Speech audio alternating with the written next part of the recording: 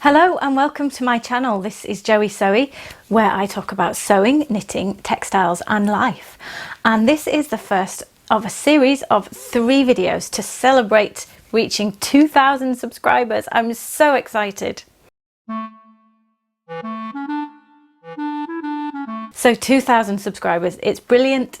We're going to go onwards and upwards, but at the start of this year I really had ambitions of kind of getting to a few hundred subscribers, and here I am just in the middle of June talking to 2,000 of you, or having 2,000 subscribers anyway, and it makes me very happy because it makes me know that you guys out there are enjoying what I'm doing, and it keeps me motivated to keep on doing it.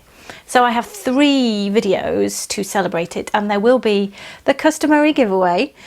Now the first video is this one, and it is a tutorial which I'll go into in a minute. The second video is going to be completely non-sewing related, because I promised myself when I got to 2,000 subscribers I would be allowed to buy a new camera to film on, and I've done that. So the second video is an unboxing of that camera. So if you're interested in how YouTube videos are put together and the technology used, then you can tune in for that. And if not, you can skip over it. But I thought I'd put it up. I have invested in a Canon M50 if you're interested. I won't keep the tech talk here. I will leave that for that video coming up, but I am filming on my new camera, getting used to not looking off to the side because that's where the flip out screen is, and I'm also filming with a new microphone. So let me know in the comments down below if you notice a difference in the quality. I hope you do, because having good quality videos is really important to me. Up till now I have been recording with my smartphone, and that is all the technology I've had, and a reasonable tripod. So up to now I think the videos have been looking fine, but I hope from now on in they're going to look even better, and the content will continue to get better as I get more skillful. And the third video is the giveaway. So they're all going to come in quick succession this week as a celebration of the subscribers, with the giveaway towards the end of the week. So here we are, it's tutorial. This is what we're going to make. What is it, I hear you cry? Well, isn't it obvious? Okay, so true story. My mother-in-law has a husband. That's my father-in-law. And she said, it's just been her birthday, and she said, I want some new dressmaking scissors because my dear wonderful husband, I don't think she used those words, my husband has a habit of using my fabric scissors for the wrong thing, and he claims he gets confused. So after I picked myself off the floor in horror, how have you stayed married? He's used your fabric scissors. It just, oh no. I joke. We bought her some new fabric scissors which were exactly the same as mine. They are Kai brand scissors, just for, I'm unlocking them, for the purposes of knowing what they are. They are Kai brand scissors, Japanese made dressmaking scissors, because they have that angle here and then flat, so that you can run that along a table and you can still access them with your hands. That's what defines dressmaking scissors, if you didn't know. And as partly, we also bought her a scissor sharpener for if they ever get misused, but partly as a joke and partly genuinely. So my father-in-law has absolutely no excuse ever to not know that they are the fabric scissors. I have made her this rather beautiful, if I do say so myself, scissor prison. Or I was thinking, well, the scissors don't need to be kept in prison. So it's a scissors bodyguard, and you don't need to padlock your scissors. I've put a padlock on this as a joke, okay? But you cannot accidentally get those scissors out. Now this is a great gift, I think, for someone who's got fabric scissors and may have someone in the house who they have trouble keeping them away from. That could be a small or a big person, but also if you do have small people around and they have a tendency to get hold of your scissors, then this means that they can get hold of them all they like, but they can't use them.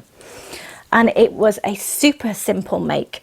I've made mine out of some metallic leather which I had for another project. It's beautifully soft, but this tutorial would be equally good for fabric. Basically, if you were going to use fabric, let me just focus. use my new marvellous, there we go. If you were going to use fabric, then these edges on here are left unfinished, and that's one of the advantages of sewing with leather. But if you're going to use fabric, you could either use a fabric that doesn't mind you. Still teaching myself how to use this thing. You could use a fabric that doesn't fray, and so you can leave them raw. So you could use wool or felt or a denim that's not going to fray a lot or that looks good when it frays. Or you just do this and turn it inside out when you've sewn it, and then the raw edges are on the inside. It's very simple. So it's a very translatable tutorial. It has a little tab here which you could totally leave off. So if you're just going to use this as a way of protecting the blades of your scissors, you could do that too. Enough talk, let's get into the tutorial. So you need your leather or alternative fabric, and I'm drawing around with a Sharpie marker because that's a good thing to draw on leather. You need to go a little bit bigger than the ultimate size that you want, and then use your fabric scissors to cut around the shape that you just traced. I had about 1.5 centimeters seam allowance here, so 1.5 centimeters back from where I intended to sew. Then make a mirror copy, so make sure you're making a mirror copy of this if your fabric has a very definite right and wrong side like leather does, and then cut another one out.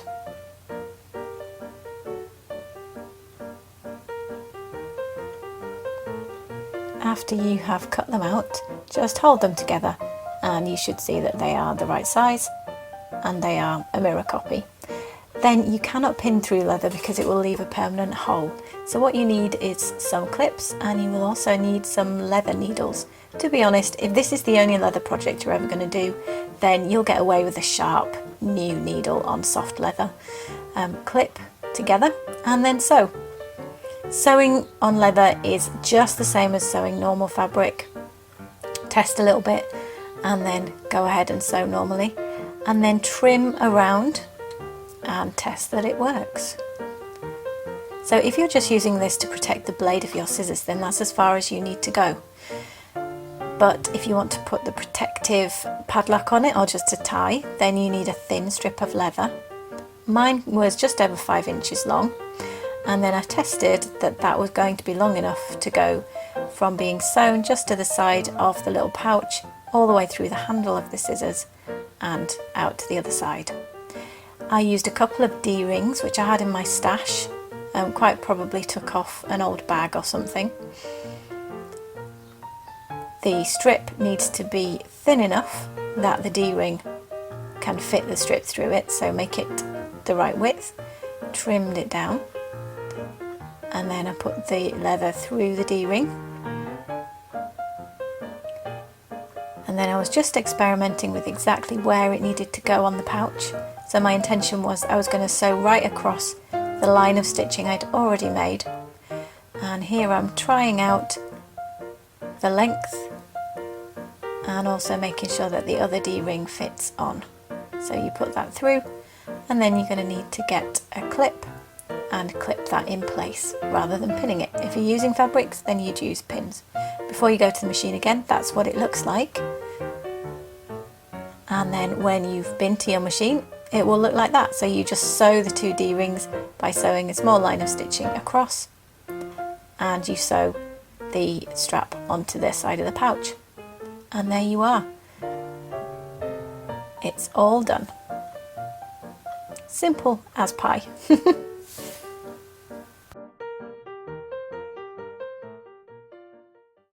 So I hope you enjoyed my scissor bodyguard tutorial.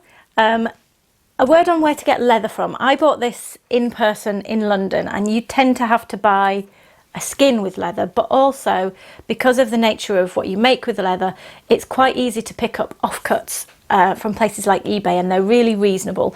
So either in person, I would Google specialist leather suppliers. There is a leather supplier that I haven't used, but I've been stalking for quite a while on eBay, and I'll put a link to them down below. That's all UK based, unfortunately. But look for leather scraps, because you know, this used hardly any, and as long as your piece was long enough, although you could even piece it together, you'd have no problem with just using a tiny little scrap if you don't want to dive into buying a whole skin, because you certainly don't need to for this project. That's it for today. Stay tuned in the next few days for the tech video that I talked about, and they stay tuned after that in the next few days for the giveaway, which is free stuff for everybody this time. Thanks a lot. See you again. Bye.